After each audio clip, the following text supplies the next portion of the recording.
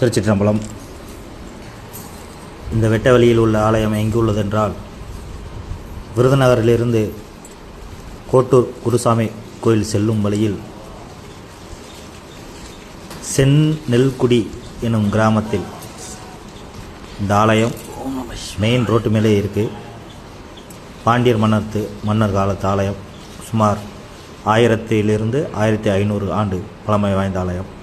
இந்த ஆலயம் கோவில் திருப்பணி வேலைகள் இப்பொழுது திருப்பணி வேலைகள் நடந்து கொண்டிருக்கிறது.